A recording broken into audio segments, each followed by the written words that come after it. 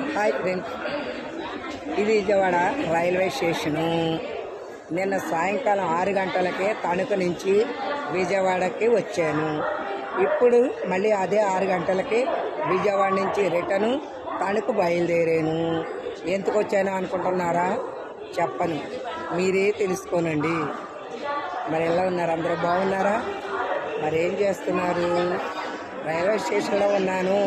ఇంకొక 10 నిమిషాల్లో రైలు వస్తుంది. తిరిగి నేను తణుకు జాయిన్ అయిపోతాను.